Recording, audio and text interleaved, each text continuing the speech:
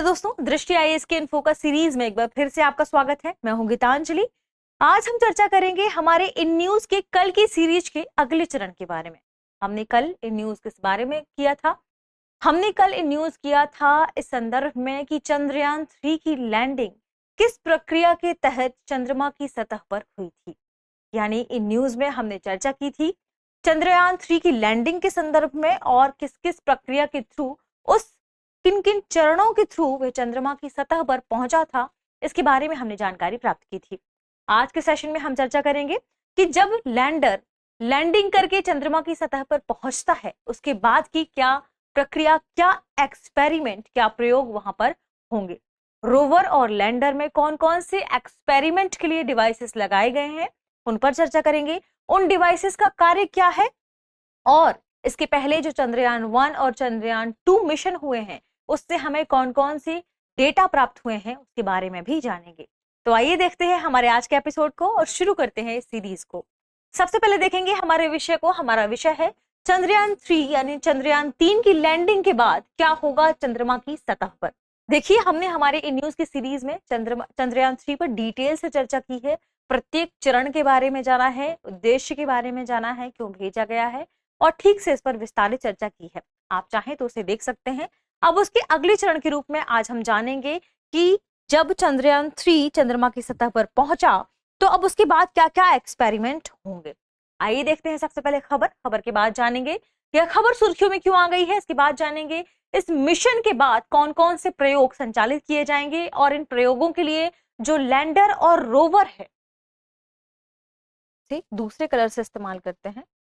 Lander और rover, इन दोनों में कौन कौन सी डिवाइसेस लगाई गई हैं, क्योंकि इनमें इंस्ट्रूमेंट्स लगाए गए हैं।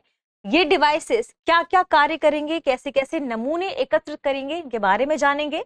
फिर जानेंगे चंद्रयान 1 और चंद्रयान 2 के थ्रू हमने कौन कौन सी चीजों की खोज की थी, जिसमें पानी की खोज, भूमिगत लावा ट्यूब, गतिशील चंद्रमा की अवधारणा, खनिजों का मानचित्रण। इसके अलावा चंद्रमा के बारे में यह बात भी आई थी कि वहां पर भूकंपिक जो गतिविधियां हैं वे भी देखी गई हैं, तो उनके बारे में भी जानेंगे। अंत में होगा एक प्रश्न जिसका जवाब आपको कमेंट सेक्शन में देना है।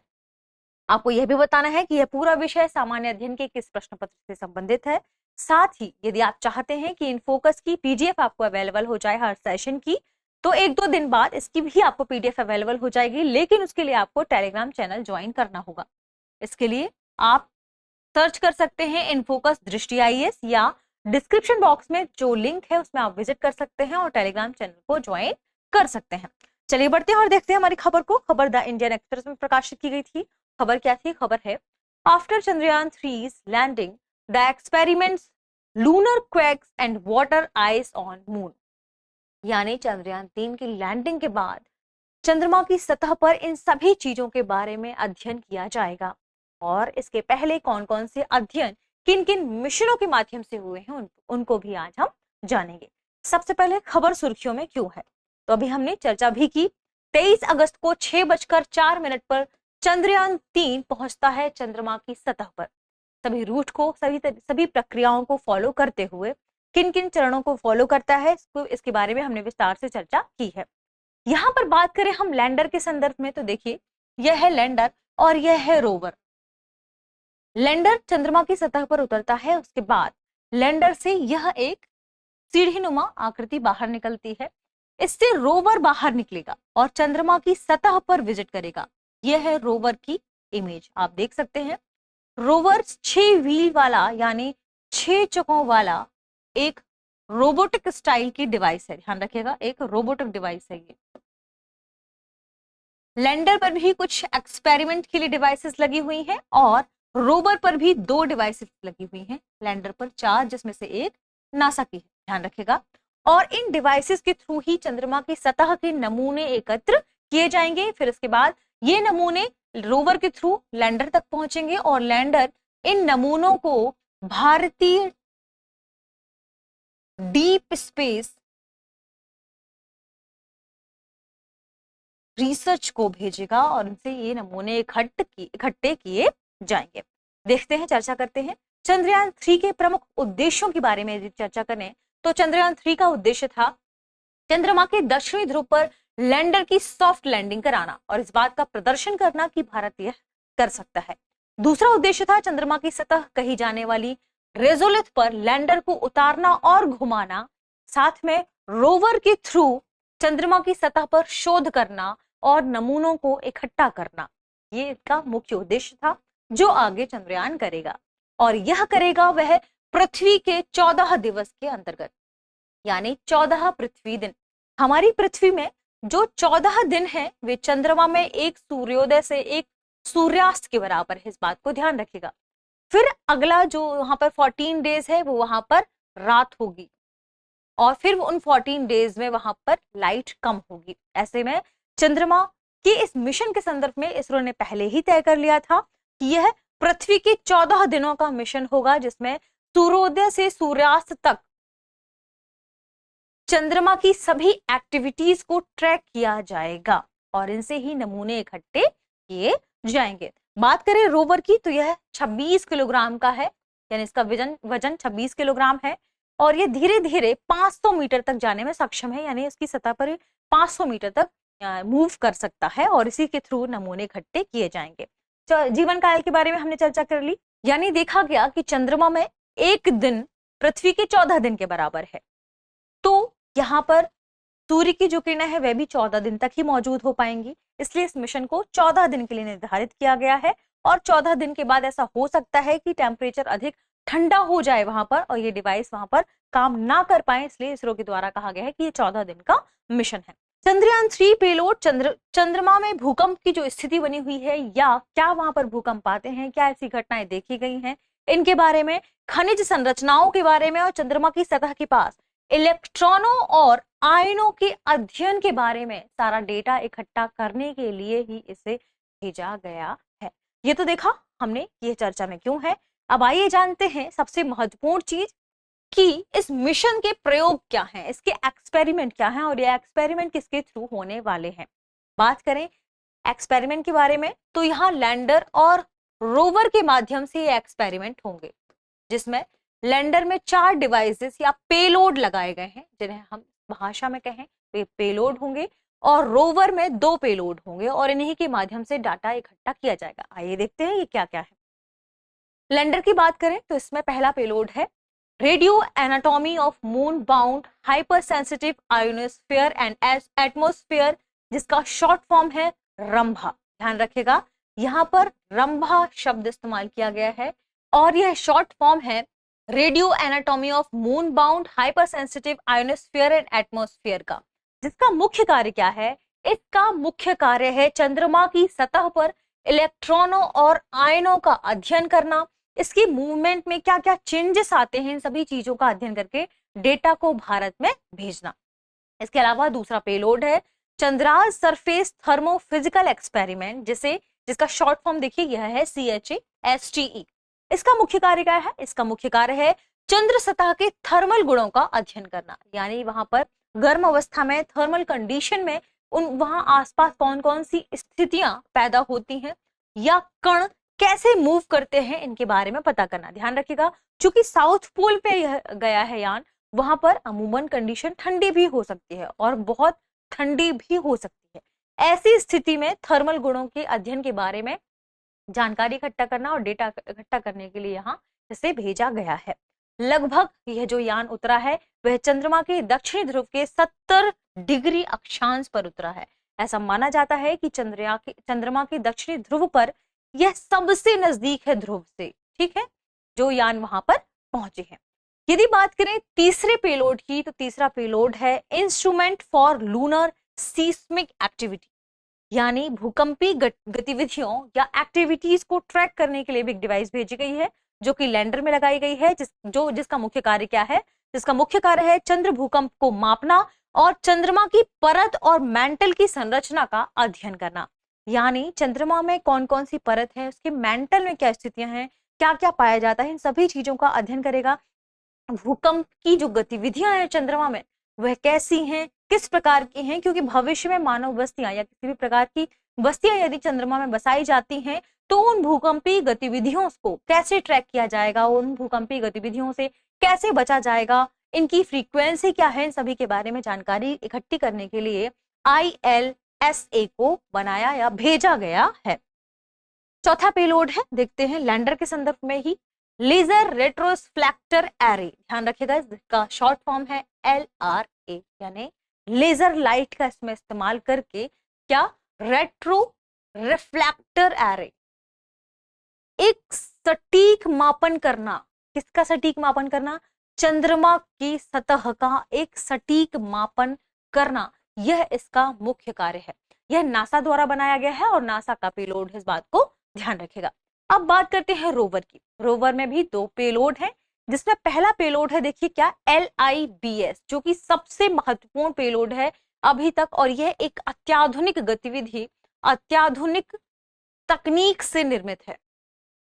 ध्यान रखिएगा, यह एक अत्याधुनिक तकनीक से लैस है, जिसका मुख्य कार्य है चंद्रमा की सतह पर जो भी अणु हैं उनकी रासायनिक और खनिज संरचना को जानना, जिसका फुल फॉर्म है लेजर इंड्यूस्ड ब्रेकडाउन स्पेक्ट्रोस्कोप। यह कैसे कार्य करेगा? दरअसल जब चंद्रमा की सतह में यह पहुंचेगा तो यह डिवाइस चंद्रमा पर बहुत तेज लेजर बीम, या कहें बहुत तीव्र गति की लेजर बीम छोड़ेगा, और जब बहुत तीक्ष्ण या तीव्र लेजर बीम छोड़ी जाएगी तो चंद्रमा की सतह पर जो मिट्टी के कण हैं, धूल के कण हैं, वे उठेंगे, और उठने के साथ साथ इस लेजर बीम के थ्रू ये प्रकाशित होंगे, और जब ये प्रकाशित होंगे तो इनमें वेवलेंथ भी आगे दिखाई देगी, पता चलेगी। तो इसके थ्रू इन कणों की वेवलेंथ का भी मापन किया जाएगा, और इनके थ्रू इनकी खनिज संरचना और रासायनिक संरचना के बारे में ठीक से पता लगाया जाएगा। दूसरी डिवाइस है रोवर के संदर्भ में अल्फा पार्टिकल एक्सरे स्पेक्ट्रोमीटर। यह क्यों भेजा गया है? इसका मुख्य कार्य है चंद्रमा की मिट्टी और चंद्रमा की जो भी चट्टानें हैं, इनमें magnesium, aluminium, silicon, potassium, calcium, titanium और लौह जैसे तत्वों की संरचना को निर्धारित करना। ध्यान रखिएगा, यहां पर इसका मुख्य कार्य इन सभी जो हमारे पास तत्व हैं, इन सभी के तत्व का अध्ययन करना भी इसका यहाँ मुख्य कार्य होगा। तो हमने देखा लैंडर और रोवर किन में कौन कौन सी डिवाइस है और ये कैसे कार्य करेंगी। आइए देखते हैं आगे। इसमें सबसे महत्वपूर्ण खोज है चंद्रयान 1 और चंद्रयान 2 के संदर्भ में पानी की खोज। यानी चंद्रयान 1 और चंद्रयान 2 में कई ऐसी खोजें हैं जो निकलकर सामने आई हैं चंद्रमा के संदर्भ में। हम सभी जानते हैं कि चंद्रमा के दक्षिणी ध्रुव में कई ऐसी स्थितियां होंगी जहां पर टेम्परेचर बहुत नेगेटिव या माइनस तक जा सकता है, ऐसी कंडीशन भी वहां पर बनती है। एवं इसके अलावा वहां बहुत गहरे गड्ढे होते हैं और अंधेरे की स्थिति भी बनी हुई होती है। ऐसे में इस पूरे रीजन में, इस पूरे क्षेत्र में पानी और बर्फ के होने की उच्च संभावना बताई जाती है। इन सभी चीजों के अध्ययन के लिए ही सबसे पहले चर्चा में आया था चंद्रयान 1। दरअसल चंद्रयान 1 बहुत ही महत्वपूर्ण मिशन माना जा सकता है भारत के संदर्भ में। चंद्रयान 1 एक महत्वपूर्ण खोज लेकर आया था, जिसमें चंद्रमा के पतले वायुमंडल यानी एक्सोस्फीयर के बारे में पता चला था, और चंद्रमा की सतह पर पानी और हाइड्रोक्सिल यानी OH अणुओं की खोज के बारे में पता चला था, जो कि अपने आप में एक बड़ी बात थी उस समय। इसके अलावा इसमें एक डिवाइस थी, या कहें एक पेलोड था, जिसका नाम था मिनी SAR। इसने क्या पता लगाया था? इसने पता लगाया था कि दक्षिण ध्रुव के निकट क्रेटरों के भीतर पानी या बर्फ होने की संभावना है या हो सकता है। इसके अलावा मून मिनरोलॉजी मैपर या M3, इसके थ्रू अणुओं की खोज में मदद हुई थी। इन सभी चीजों के बारे में आप ध्यान रखिएगा, ये चंद्रयान 1 से संबंधित है। चंद्रयान 2 ने क्या अनुमान लगाया था, क्या पता किया था? चंद्रयान 2 के तहत पानी का और अधिक अध्ययन करने और पानी की विशेषताओं का मानचित्रण करने में मदद मिली थी। ठीक है, ये हमने देखा पानी के लेवल पर यानी जल के लेवल पर। बात करते हैं भूमिगत लावा ट्यूब के संदर्भ में कि ये क्या है। तो इसमें चंद्रयान 1 काफी पॉजिटिव रहा है, क्योंकि चंद्रयान 1 के थ्रू यहाँ पर हमने कुछ पेलोड भेजे थे, जिसमें टेरेन मैपिंग कैमरे और हाइपर स्पेक्ट्रल इमेजर ने एक भूमिगत लावा ट्यूब का पता लगाया था। भूमिगत लावा ट्यूब क्या है? ये इस प्रकार की गुफाएं हैं, या कह सकते हैं कि लावा से बनी गुफाएं हैं जो कि कई किलोमीटर तक अंदर फैली हुई हैं। ठीक है, इनके बारे में पता लगाया था, चंद्रयान 1 के थ्रू पता लगाया गया था। अब यदि बात करें कि आखिर ये भूमिगत लावा ट्यूब है, क्योंकि यदि हम भविष्य में मानव मिशन भेजते हैं तो ये गुफाएं जो है लावा की, ये सतह पर खतरनाक विकिरण, छोटी उल्कापिंड के प्रभाव, अत्यधिक तापमान और धूल भरी आंधियों से रक्षा करने में सहायता कर सकते हैं। यहाँ पर एक और मामला बहुत ही महत्वपूर्ण है, वह है मैग्मा महासागर सिद्धांत। इस सिद्धांत के तहत माना जाता है कि चंद्रमा का निर्माण किसी प्रभाव के कारण पृथ्वी के प्रारंभिक टुकड़े के अलग होने से हुआ है। यानी पृथ्वी के प्रारंभिक टुकड़े से अलग होकर कोई इम्पैक्ट पड़ा होगा, उसके बाद चंद्रमा का निर्माण हुआ है। इसे कहा जाता है मैग्मा महासागर सिद्धांत। हम सभी जानते हैं, हमने चर्चा भी की है कई बार, हम जानते हैं टेक्टोनिक सिद्धांत। इसके बारे में हमने तो सुना होगा, जब प्लेट आपस में टकराती हैं तो अलग अलग सिद्धांत निकलकर सामने आते हैं। इसमें यह भी कहा गया कि इससे उत्पन्न ऊर्जा के कारण चंद्रमा की सतह पिघल गई। क्यों ऐसा अनुमान क्यों लगाया गया, या यह बात निकलकर क्यों सामने आई? क्योंकि जिसके बारे में अभी हमने चर्चा की थी, M3 पेलोड ने पता लगाया था कि यहाँ पर एक विशेष प्रकार के हल्के घनत्व वाले क्रिस्टल हैं, और ये क्रिस्टल तभी बन सकते हैं जब यह एक बार कभी तरल हुआ हो। यानी यह पदार्थ कभी तरल हुआ है, उसके बाद ही इस प्रकार के क्रिस्टल का निर्माण हो सकता है। इसलिए ऐसा अनुमान लगाया जाता है कि चंद्रमा का निर्माण पृथ्वी के प्रारंभिक टुकड़े से अलग होकर हुआ है, किसी इम्पैक्ट की वजह से। और यदि बात करें कि इससे और कौन कौन सी चीजें पता चली हैं, तो इसमें अगला क्रम है गतिशील चंद्रमा की अवधारणा। चंद्रयान 1-2 के थ्रू ये भी पता चला है कि चंद्रमा का जो आंतरिक हिस्सा है वह गतिशील है, जिसमें सबसे ज्यादा महत्वपूर्ण जो काम आया है वह है चंद्रयान 1 मिशन। इसी के थ्रू पता लगाया गया कि चंद्रमा का आंतरिक भाग गतिशील है, जो बाह्यमंडल के साथ संपर्क में बना रहता है। और इसी में यह भी कहा गया कि 100 मिलियन वर्ष पुराने ज्वालामुखी वेंट, लावा तालाब और लावा चैनलों के प्रमाण भी आसपास दिखाई दे सकते हैं। ये तो देखा हमने गतिशील चंद्रमा के संबंध में क्या कहा जाता है। जानते हैं खनिजों को लेकर क्या हुआ है पिछले जो भी हमारे मिशन रहे हैं उन संदर्भ में। तो यदि बात करें खनिजों को लेकर, तो कई ऐसे मिशन हैं। चंद्रयान 1 की बात करें, 2 की बात करें, सबसे ज्यादा महत्वपूर्ण है चंद्रयान 1। इसके थ्रू ऐसे माना जाता है कि वहां पर कार्बन डाइऑक्साइड पाई जाती है, इसलिए वहां पर गैसों के होने की संभावना की बात भी कही गई है। इसके अलावा यह भी बताया गया कि इसमें क्लास एक्सरे प्रतिदीप्ति प्रयोग के थ्रू, इस एक्सपेरिमेंट के थ्रू पहली बार चंद्र सतह के 95% यानी लगभग 95% के हिस्से को एक्सरे से मैप किया गया था। इसके पहले ऐसा नहीं हुआ। जितने भी अंतरिक्षयान इससे पहले चंद्रमा में गए हैं, तो उन्होंने चंद्रमा के 20% से भी कम हिस्से को ही मैप किया था। चंद्रयान 1 के बाद जो क्लास एक्सरे प्रतिदीप्ति प्रयोग हुआ था, इसके बाद पहली बार लगभग 95% के चंद्रमा के हिस्से को मैप किया गया था, जो अपने आप में एक बड़ी विशेषता निकलकर सामने आती है। चंद्रमा पर खनिजों के भीतर ऑक्साइड के रूप में ऑक्सीजन की प्रचुर मात्रा की संभावना बताई गई थी।